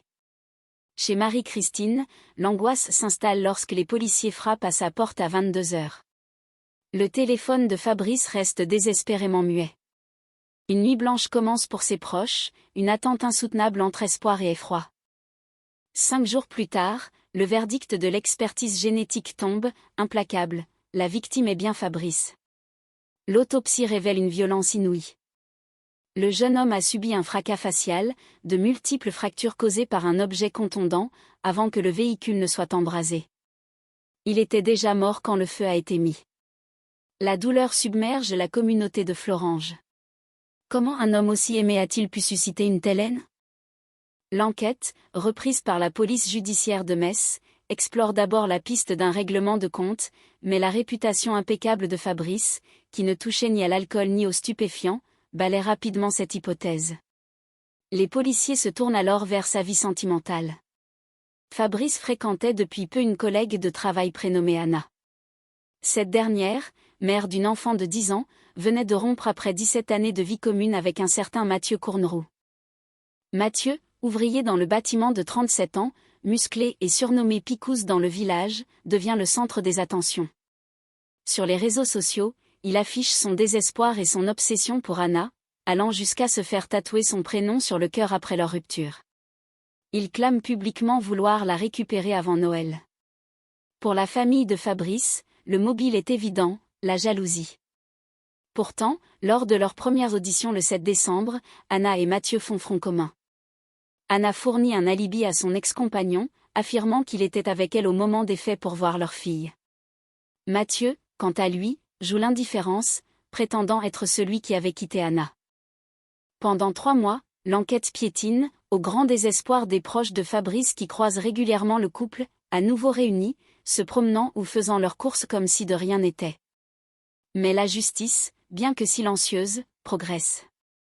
Le bornage téléphonique révèle que Mathieu a passé la nuit du crime au domicile d'Anna, contredisant leur première version. Le 14 mars 2022, le duo est placé en garde à vue. Sous la pression, Anna finit par avouer avoir menti pour protéger le père de sa fille. Mathieu, acculé, passe à son tour aux aveux, tout en tentant de minimiser ses actes. Il raconte avoir prémédité une rencontre en crevant le pneu de la voiture de Fabrice avec un tournevis. Lorsque Fabrice s'est arrêté pour examiner les dégâts, Mathieu l'a rejoint. Il prétend qu'une altercation a éclaté et qu'il n'a fait que se défendre face à un Fabrice qui aurait brandi un pied de biche. Dans sa version, il aurait désarmé son rival et l'aurait frappé dans un accès de rage, avant de placer le corps dans le véhicule et d'y mettre le feu pour effacer les traces. Cependant, les preuves matérielles et la violence des coups contredisent la thèse de la légitime défense. C'est l'histoire d'une obsession dévorante qui a conduit à l'irréparable. Au-delà de l'horreur, ce récit nous rappelle la valeur de chaque vie et l'importance de la solidarité. Fabrice restera dans les mémoires comme cet homme lumineux, dont la bonté ne sera jamais effacée par la tragédie. La justice a désormais pour mission de rendre à sa famille la paix qu'il mérite, en honorant la mémoire d'un fils, d'un frère et d'un ami irremplaçable. Crime passionnel, disparition inquiétante ou machination diabolique, percer les secrets des faits divers les plus marquants et plonger au cœur des affaires les plus étonnantes de l'histoire judiciaire. La découverte de la vérité ne tient parfois qu'à un fil. Bienvenue dans Chroniques criminelles. Dans cet épisode, l'affaire Fabrice Nemézlet. Comment un corps piégé dans une voiture en flammes peut-il se retrouver sur la banquette arrière et la tête en bas ? C'est la question que se posent les enquêteurs de Florenge en Moselle. L'homme est-il mort en cherchant à s'enfuir du véhicule accidenté ou bien cela cache-t-il autre chose ? La réponse dans ce nouveau récit de chronique criminelle. Tout commence dans l'est de la France, à Florenge, une commune d'à peine 12 000 habitants située à une vingtaine de kilomètres de Metz. Si on survole la région, Florenge, c'est des bois, des forêts un peu à perte de vue et puis des sites industriels. Florenge porte encore dans ses décors son passé industriel avec ses hauts fourneaux, propres à cette région et à ce département de la Moselle. C'est ici que Fabrice Nemézlet grandit entouré par sa famille, son père, sa mère Marie-Christine et ses 2 sœurs, dont Laurette. Laurette est l'aînée, la seconde sœur arrive ensuite, et Fabrice est le petit dernier, le fiston à maman comme l'appelle affectueusement Marie-Christine. Fabrice passe une enfance heureuse au sein de cette famille aimante. Mais à 12 ans, il affronte une terrible épreuve lorsque son père décède brutalement. Ce drame le rapproche encore plus de sa mère. Alors, quelques années plus tard, quand ses 2 sœurs quittent la maison familiale, Fabrice fait le choix de rester vivre auprès d'elles. Ils sont très fusionnels, un simple regard suffit pour se comprendre. Même au travail, il envoie des petits messages le matin ou appelle pour dire que tout va bien. À 30 ans passés, Fabrice demeure très attaché à sa famille, mais il aime aussi être entouré de sa bande de copains. L'amitié est primordiale pour lui. Avec lui, cela part tout le temps en rigolade car il a un grand sens de l'humour, il est déconneur et rigole tout le temps tant que ses amis sont heureux. La joie de vivre et la générosité de Fabrice font partout l'unanimité. Il travaille comme livreur dans une société de distribution de prospectus. Ses amis le décrivent comme quelqu'un d'extrêmement gentil et serviable, toujours présent de bon cœur pour rendre service, même à quelqu'un qu'il ne connaît pas. Ainsi s'écoule l'existence de Fabrice Nemézlet, entre une famille en or et un cercle d'amis fidèles. Alors qu'il vient de fêter son 31e anniversaire, le jeune homme a tout pour être heureux. jusqu'au 20 novembre 2021. Ce soir-là, tout commence à 21h25 précisément. Alors qu'il est en service au commissariat de Thionville, le major Éric Winkel reçoit un appel d'urgence des sapeurs-pompiers. Un véhicule est en feu sur un chemin isolé à Florange. Accompagné de ses collègues, il fonce immédiatement sur place. Lorsqu'il arrive, l'incendie fait rage. Un véhicule est arrêté sur une voie de circulation, dégageant beaucoup de fumée et de flammes spectaculaires pouvant atteindre 1 mètre ou 2. À l'intérieur de l'habitacle, la chaleur peut monter jusqu'à 1500 degrés. C'est une scène apocalyptique. La priorité est de savoir s'il y a des occupants, des victimes, et d'éteindre l'incendie le plus rapidement possible. Une dizaine de minutes plus tard, les pompiers maîtrisent le sinistre. Lorsque le major Winkel s'approche du véhicule, il y distingue la forme d'un corps humain complètement carbonisé sur la banquette arrière, côté passager. La vision est terrifiante, on n'aperçoit même plus les mains ou les pieds. Pour les policiers, cette affaire change immédiatement de dimension. S'agit-il d'un accident, d'un suicide ou d'un homicide ? Le major Winkel cherche des indices et remarque un détail illogique, le corps est inversé, la tête vers le bas et les jambes vers le haut. Ce n'est pas la position d'une personne essayant de s'extirper d'un véhicule.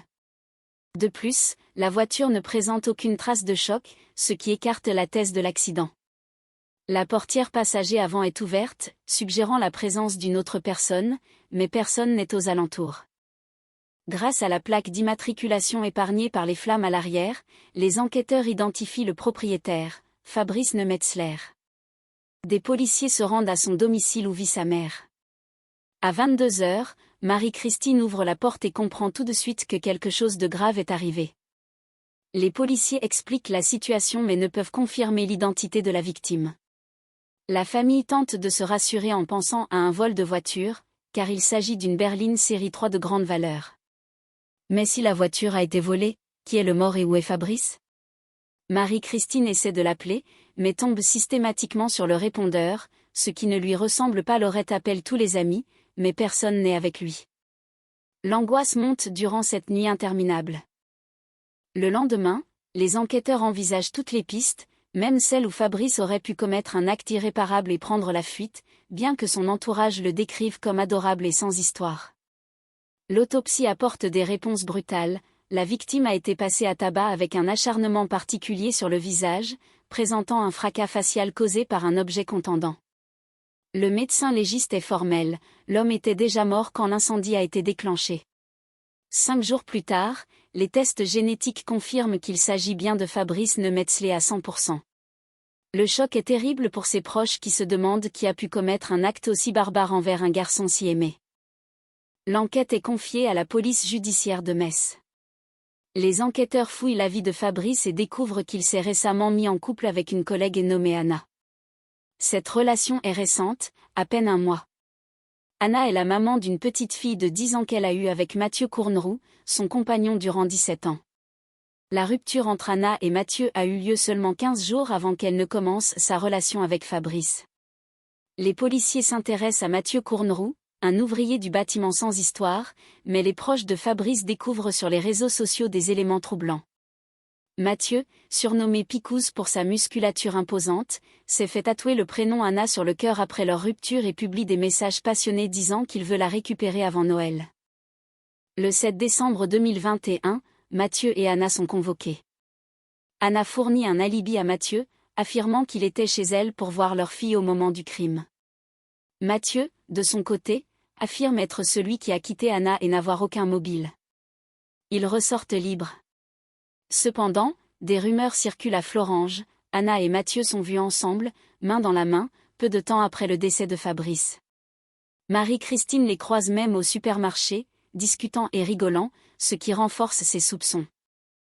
3 mois plus tard, grâce au bornage téléphonique, les policiers découvrent que le téléphone de Mathieu a borné au domicile d'Anna durant la nuit suivant le meurtre.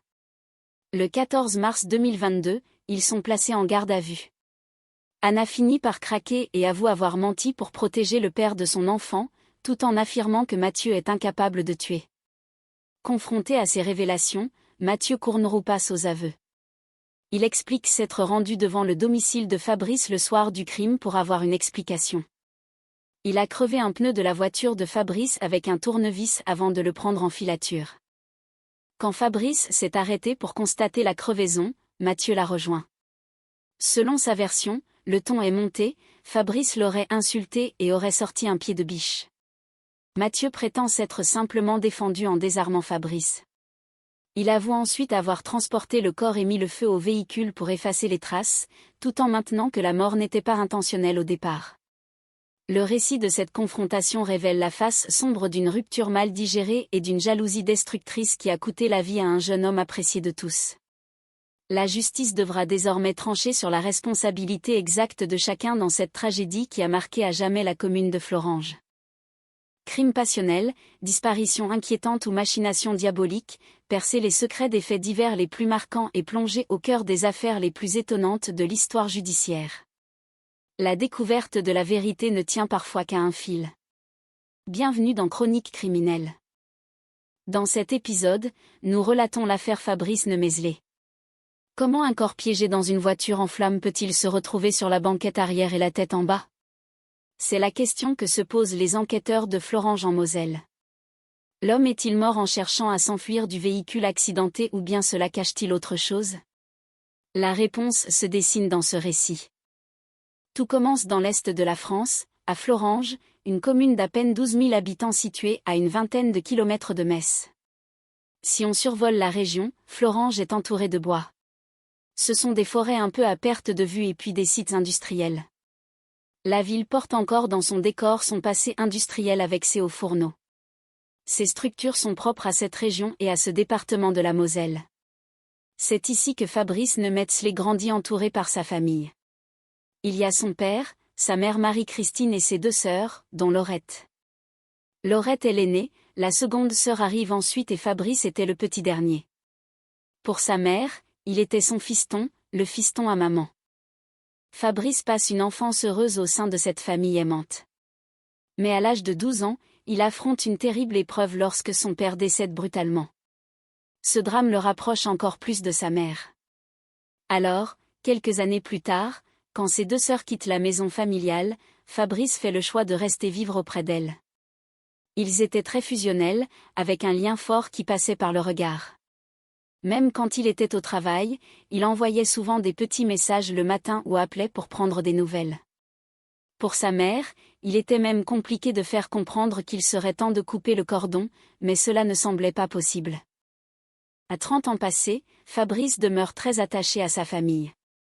Il aime aussi être entouré de sa bande de copains. L'amitié est une valeur fondamentale pour lui.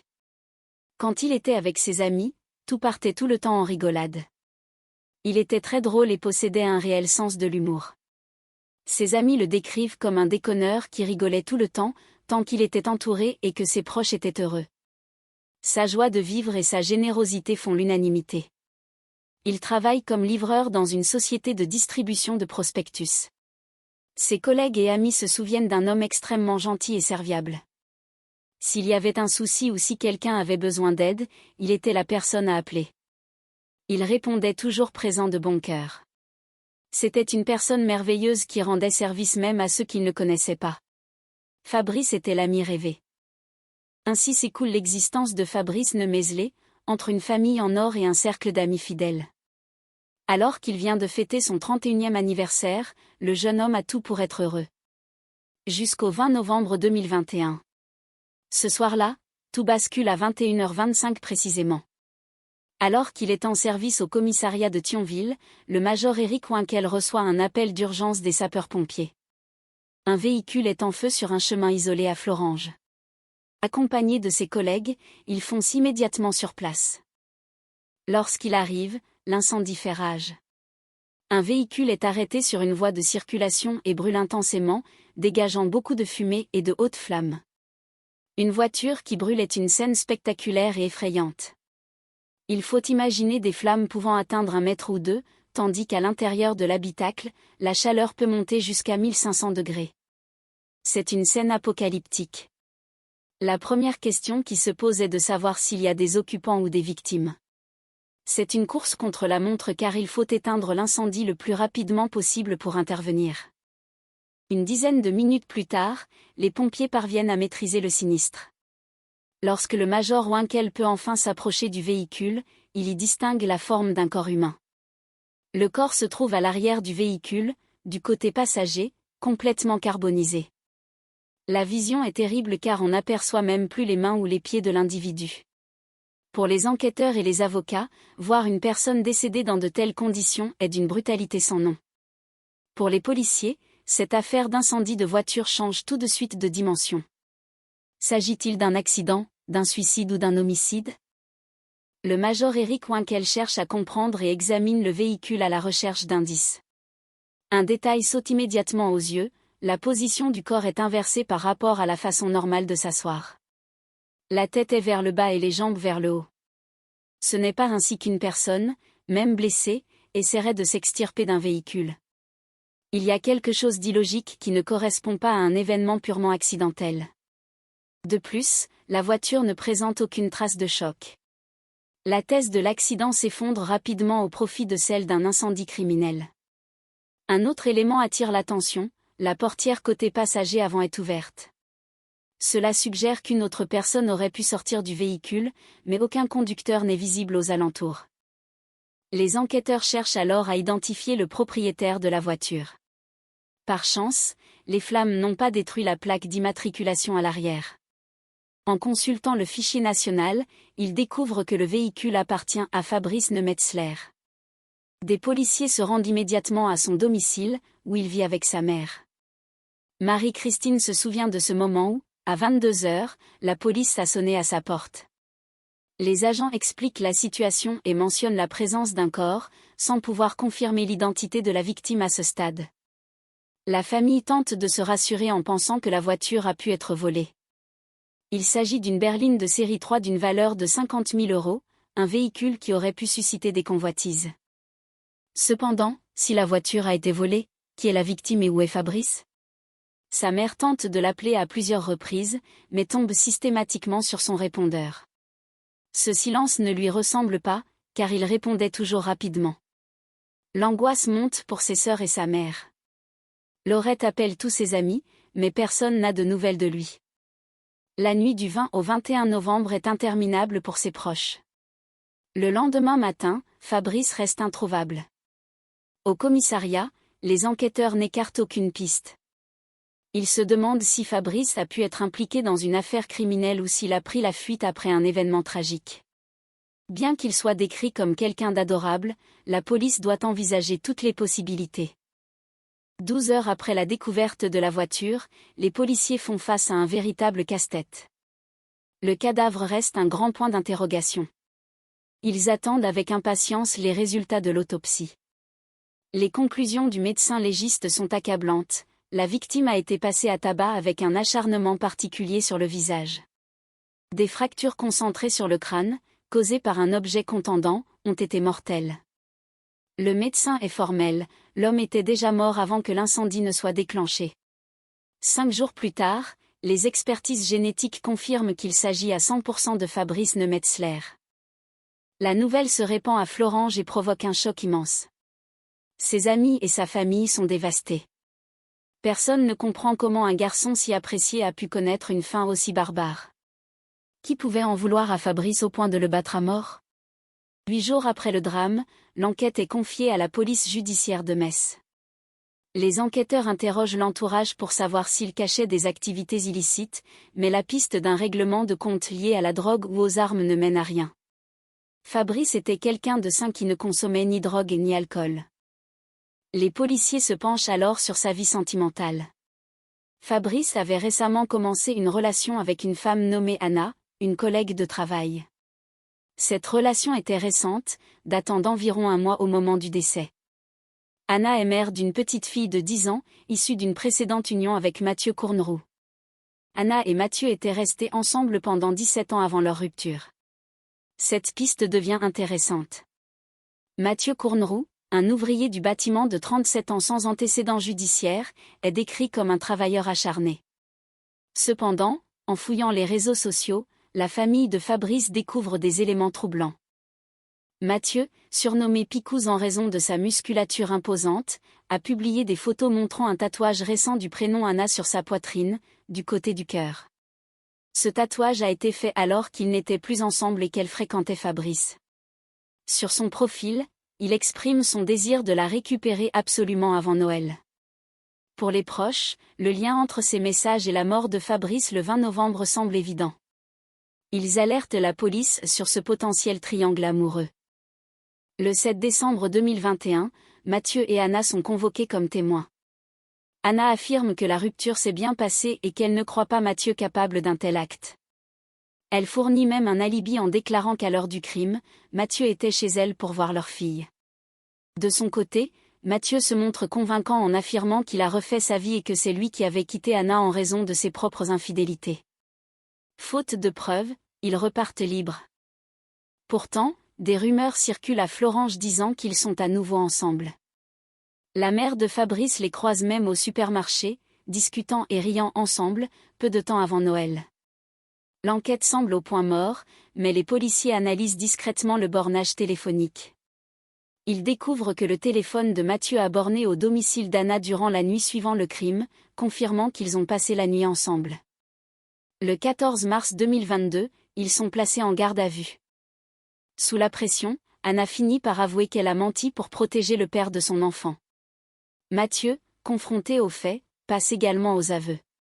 Il explique que le jour du drame, il s'était caché devant le domicile de Fabrice pour l'observer. Il voulait avoir une discussion avec lui au sujet d'Anna. Il avait d'abord crevé un pneu de la voiture de Fabrice avec un tournevis, puis l'avait pris en filature lorsqu'il était sorti. Quand Fabrice s'était arrêté pour examiner son pneu, Mathieu l'avait rejoint. Selon sa version, le ton est monté et Fabrice aurait sorti un pied de biche pour le menacer. Mathieu prétend s'être simplement défendu en désarmant son rival. Toutefois, les preuves montrent une réalité bien plus sombre. La violence exercée et la mise en scène du corps dans le véhicule incendié révèlent une intention criminelle claire.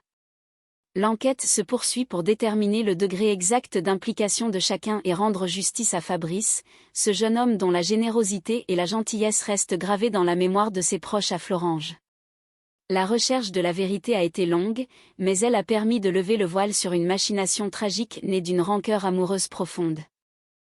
Crime passionnel, disparition inquiétante ou machination diabolique, percer les secrets des faits divers les plus marquants et plonger au cœur des affaires les plus étonnantes de l'histoire judiciaire. La découverte de la vérité ne tient parfois qu'à un fil. Bienvenue dans Chronique criminelle. Dans cet épisode, l'affaire Fabrice Nemézlet. Comment un corps piégé dans une voiture en flammes peut-il se retrouver sur la banquette arrière et la tête en bas ? C'est la question que se posent les enquêteurs de Florange en Moselle. L'homme est-il mort en cherchant à s'enfuir du véhicule accidenté ou bien cela cache-t-il autre chose ? La réponse dans ce nouveau podcast de Chronique criminelle. Tout commence dans l'est de la France, à Florange, une commune d'à peine 12 000 habitants située à une vingtaine de kilomètres de Metz. Si on survole la région, Florange, c'est des bois, des forêts un peu à perte de vue et puis des sites industriels. Florange, elle porte encore dans son découverture ses décors, son passé industriel avec ses hauts fourneaux. Ils sont propres à notre région et à notre département. C'est ici, en Moselle, que Fabrice Nemézlet grandit entouré par sa famille. Son père, sa mère Marie-Christine et ses deux sœurs, dont Laurette. Laurette est l'aînée, la seconde sœur arrive ensuite et Fabrice était le petit dernier, en vraie position de petit dernier. Pour Marie-Christine, c'était son fiston, le fiston à maman. Fabrice passe une enfance heureuse au sein de cette famille aimante. Mais à 12 ans, il affronte une terrible épreuve. Son père décède brutalement. Ce drame le rapproche encore plus de sa mère. Alors, quelques années plus tard, quand ses deux sœurs quittent la maison familiale, Fabrice fait le choix de rester vivre auprès d'elles. Ils étaient très fusionnels, il y avait quelque chose dans le regard. Même quand il était au travail, des fois il envoyait des petits messages le matin, ou des fois il appelait pour dire que tout allait bien. À 30 ans passés, Fabrice demeure très attaché à sa famille. Il aime aussi être entouré de sa bande de copains. L'amitié était très importante pour lui. Didier, son ami, raconte que quand on était avec lui, ça partait tout le temps en rigolade. Il était très drôle, il avait un sens de l'humour. Pour Anaïs, il était un déconneur qui rigolait tout le temps. Cindy souligne que tant que ses amis étaient heureux, c'était le principal pour lui. La joie de vivre et la générosité de Fabrice font partout l'unanimité. Parmi ses amis, bien sûr, mais aussi au travail. Il est livreur dans une société de distribution de prospectus. Fabrice était quelqu'un de gentil, extrêmement gentil et serviable. S'il y avait un pépin, il était la personne à appeler. Audrey se souvient qu'il répondait toujours présent de bon cœur. C'était une personne merveilleuse qui rendait service même à ceux qui ne le connaissaient pas. Jordan confirme que Fabrice était l'ami rêvé. Ainsi s'écoule l'existence de Fabrice Nemézlet, entre une famille en or et un cercle d'amis très fidèles. Alors qu'il vient de fêter son 31e anniversaire, le jeune homme a tout pour être heureux. Jusqu'au 20 novembre 2021. Ce soir-là, tout commence à 21h25 précisément. Alors qu'il est en service au commissariat de Thionville, le major Éric Winkel reçoit un appel d'urgence des sapeurs-pompiers. Un véhicule est en feu sur un chemin isolé à Florange. Accompagné de ses collègues, il fonce immédiatement sur place. Lorsqu'il arrive, l'incendie fait rage. Un véhicule est arrêté sur une voie de circulation et brûle en dégageant beaucoup de fumée et de flammes.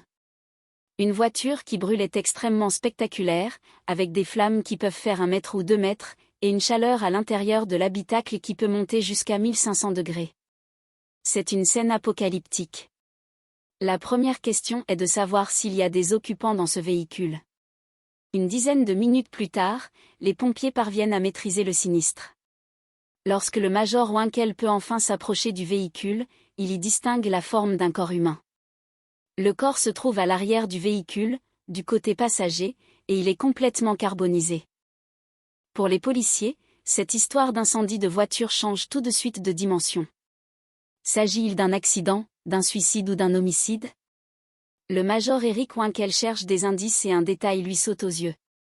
Le corps est inversé par rapport à la façon de s'asseoir dans un véhicule. La tête est vers le bas, les jambes vers le haut. Ce n'est pas ainsi qu'une personne, même blessée, essaierait de s'extirper d'un véhicule. Il y a quelque chose qui n'est pas logique. De plus, la voiture ne présente aucune trace de choc. La thèse de l'accident ne tient pas. La piste de l'incendie criminel paraît plus probable, d'autant que la portière côté passager avant est ouverte. Les enquêteurs cherchent à identifier le propriétaire. Les flammes n'ont pas attaqué l'arrière du véhicule où se trouve la plaque d'immatriculation. Le fichier permet d'obtenir le nom de Fabrice Nemézlet. Des policiers partent pour son domicile. À 22h, Marie-Christine ouvre la porte et voit la police. Ils expliquent la situation pour la voiture et mentionnent la présence d'un corps, sans pouvoir assurer l'identité. La famille tente de se rassurer en pensant que le véhicule a pu être volé. C'est une berline série 3 qui coûte 50 000 € à l'achat, ce qui pourrait attiser les convoitises. Marie-Christine essaie d'appeler Fabrice, mais tombe systématiquement sur le répondeur. Laurette s'inquiète car ce n'est pas son genre de ne pas répondre. Elle appelle tous ses amis, mais personne n'a de nouvelles. La nuit du 20 au 21 novembre est interminable. Le lendemain matin, aucune nouvelle. Les enquêteurs n'écartent aucune hypothèse, même celle où Fabrice serait au cœur d'une affaire criminelle et aurait pris la fuite. Mais Fabrice est connu pour être adorable et sans histoire. L'autopsie révèle que la personne a été véritablement passée à tabac. On s'est acharné sur son visage, présentant un fracas facial avec des fractures concentrées sur le visage. Des coups portés par un objet contondant sur le crâne ont été mortels. La victime était déjà morte lorsque l'incendie a éclaté. 5 jours plus tard, les expertises génétiques confirment qu'il s'agit à 100% de Fabrice Nemézlet. Le choc est terrible pour ses proches. 8 jours après le drame, le dossier est confié à la police judiciaire de Metz. Les enquêteurs interrogent l'entourage. Fabrice ne touchait pas à la drogue ni à l'alcool. Il était clean de A à Z. Les policiers se plongent alors dans sa vie personnelle et apprennent qu'il s'est récemment mis en couple avec une jeune femme nommée Anna, une collègue de travail. La relation était récente, environ 1 mois. Anna a une petite fille de 10 ans avec son précédent compagnon, Mathieu Courneroux. Ils ont vécu 17 ans ensemble avant que Anna ne se mette avec Fabrice seulement 15 jours après leur rupture. Mathieu Courneroux, 37 ans, est un ouvrier du bâtiment sans histoire, mais surnommé Picousse parce qu'il aurait tendance à se doper pour sa musculature. Sur les réseaux sociaux, on voit qu'il s'est fait tatouer le prénom Anna sur le côté gauche du cœur, alors qu'ils n'étaient plus ensemble. Il publiait des messages passionnés disant vouloir la récupérer avant Noël. Le meurtre a eu lieu le 20 novembre. Le 7 décembre 2021, Mathieu et Anna sont convoqués. Anna affirme que la rupture s'est bien passée et donne un alibi à Mathieu, disant qu'il était chez elle pour s'occuper de leur fille à l'heure du crime. Mathieu prétend aussi qu'il n'a pas de mobile et que c'est lui qui avait quitté Anna. Ils ressortent libres, mais les proches de Fabrice restent persuadés de leur implication. Peu après, une rumeur court, Anna et Mathieu sont de nouveau ensemble, vus au bowling ou au supermarché. Marie-Christine les croise même faisant leurs courses ensemble, rigolant tranquillement. Les policiers découvrent alors que le téléphone de Mathieu a borné au domicile d'Anna toute la nuit suivant le meurtre. Le 14 mars 2022, ils sont placés en garde à vue. Anna finit par avouer qu'elle a menti pour protéger le père de son enfant. Mathieu passe aussi aux aveux. Il explique qu'il s'est rendu devant le domicile de Fabrice le jour du drame, caché dans son véhicule. Il a observé Fabrice sortir promener sa chienne Tessa. Mathieu a alors crevé un pneu de la voiture de Fabrice avec un tournevis. Quand Fabrice est ressorti pour faire un tour en voiture, Mathieu l'a pris en filature. Fabrice s'est arrêté à cause du pneu crevé. Mathieu l'a rejoint. Il prétend que le ton est monté, que Fabrice s'est montré insultant et a sorti un pied de biche. Mathieu dit avoir désarmé Fabrice et avoir agi dans une altercation qui a mal tourné.